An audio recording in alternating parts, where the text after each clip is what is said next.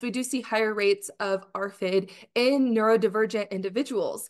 In the general population, there are so many different studies that say, okay, this only affects up to 1% of the population. And then other studies who say it affects up to 15% of the general population.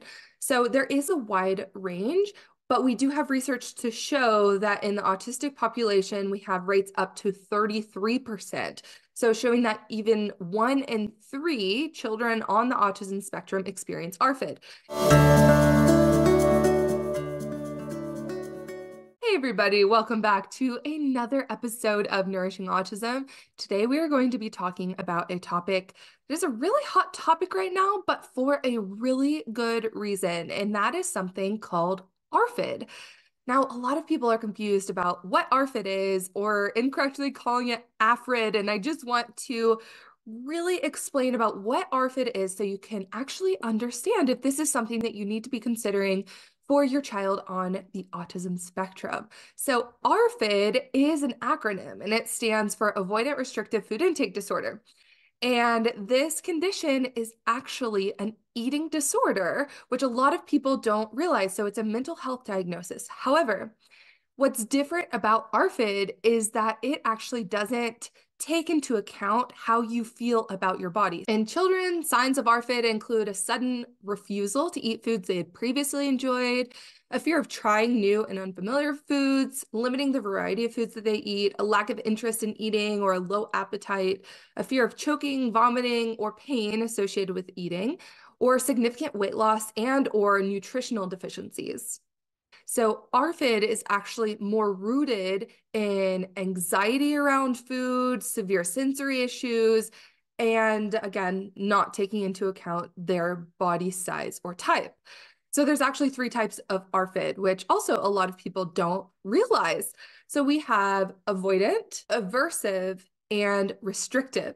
One really common type of ARFID is avoidant, and an avoidant type ARFID, individuals are avoiding certain types of food in relation to the sensory experience from that food. So they may have a sensory sensitivity or overstimulation around certain sensory experiences of food. And this is typically where I see a lot of kids on the autism spectrum fall in if they do have ARFID. So ARFID, again, it's going to be an extremely limited number of foods and can even be so severe as to children who are losing weight or have some severe nutrient deficiencies. This is not just for the avoidant type, but for all types of ARFID. So kids who are in this avoidant type, they may be really aversive to the smell of foods, textures.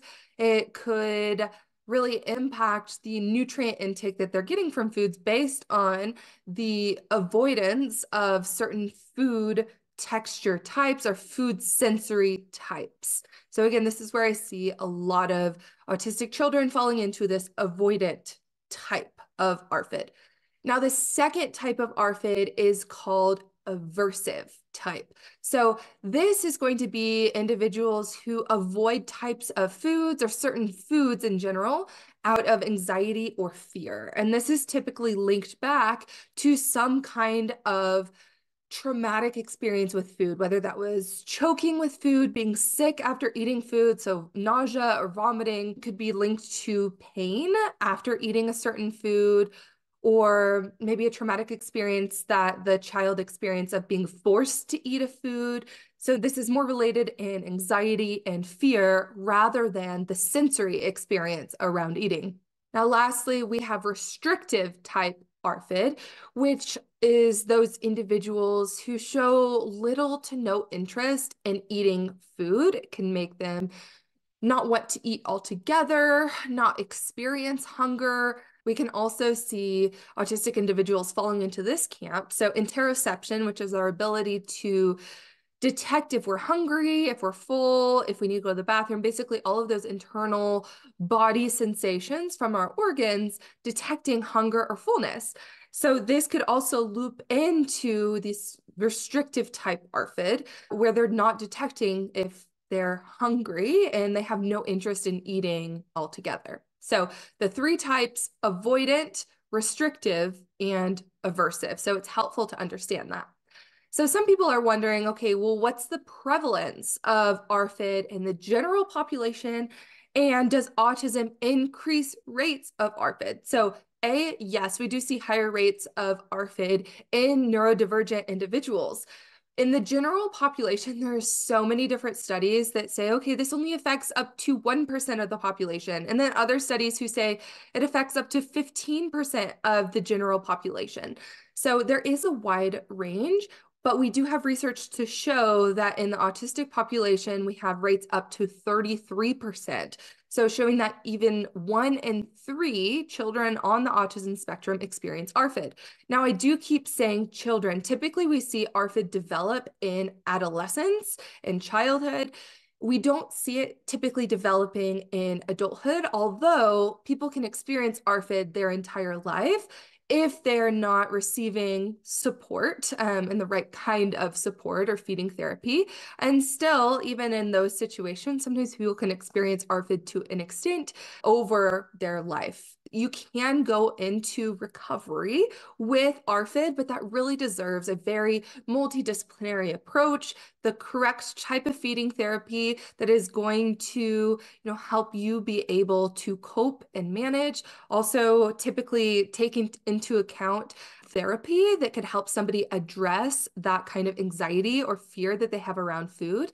It's important to understand the different types of ARFID and how that could be contributing to your child's aversion around foods, whether it's sensory, whether it's anxiety and fear, whether it's not detecting internal body signs and not having the urge to eat.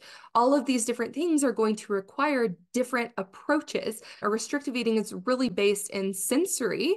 We want to make sure that if we're going to do feeding therapy, that we're going to make sure that we are approaching it in a very sensory-oriented way, which I always recommend the SOS approach to feeding.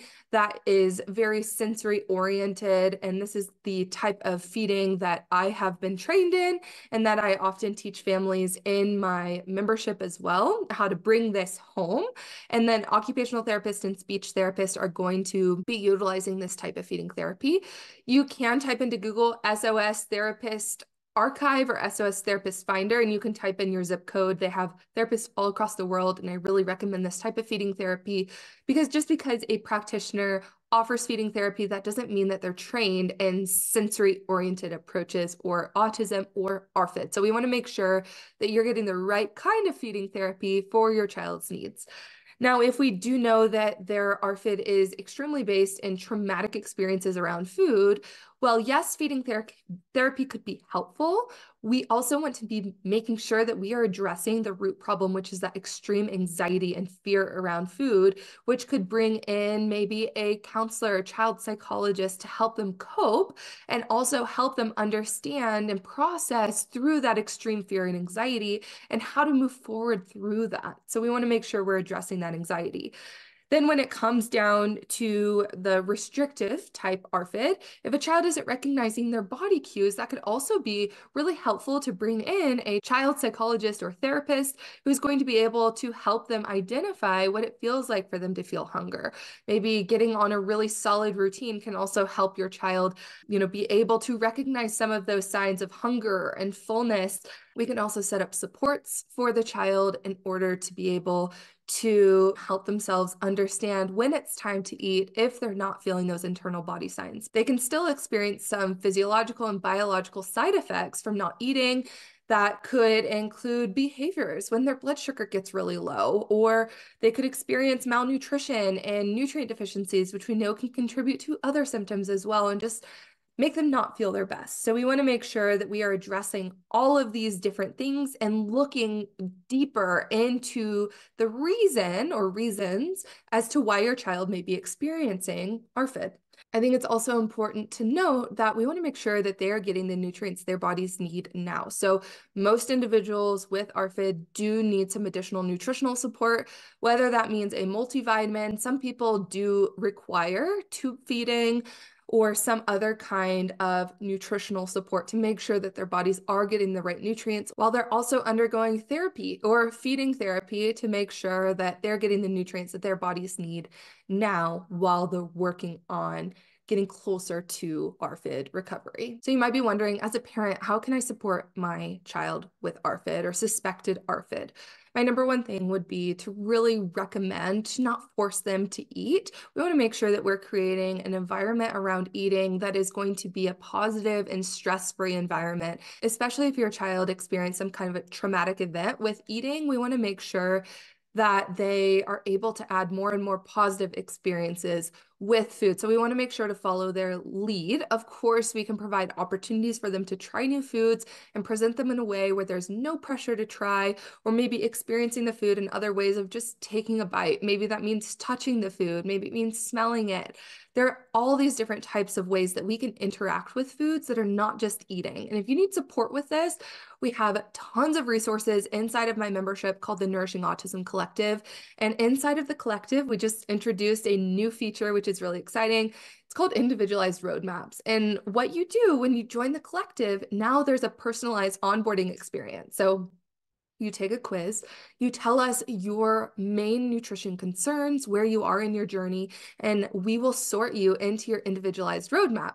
And for those of you who are really working on expanding your child's diet, and that's your biggest concern right now, not only do we help you identify which foods are going to be the most successful to introduce given your child's current preferences, but we also teach you how to introduce those foods in a very sensory-friendly way, and then how to expand from there. So all the approaches that we utilize are appropriate for children with ARFID and autism, and help you understand how to create a mealtime that is going to be low stress, no pressure, and as positive as possible.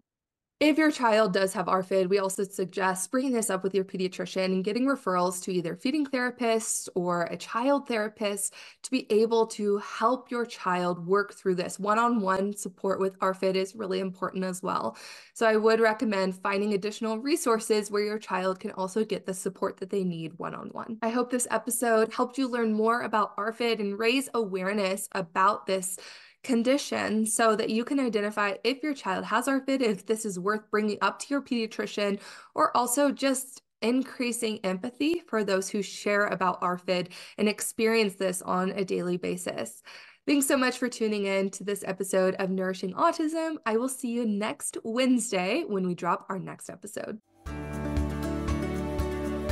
Thanks so much for joining me for another episode of Nourishing Autism. If you enjoyed this podcast, I'd love to invite you to join us inside of the Nourishing Autism Collective, an empowering and supportive community for moms of kids on the autism spectrum to get nutrition and picky eating support from me and my team of Autism Dietitians, access my autism nutrition library, explore hundreds of kid-friendly recipes, connect with other moms on a similar journey, and learn from top autism experts like occupational therapists, speech therapists, and more. Come join us at nourishingautism.co. Also, if you enjoyed this podcast, I'd be so grateful if you shared it with a friend and gave it a 5-star review on Apple and Spotify podcasts so I can spread the word about nutrition for autism and reach more amazing families like you. See you next time.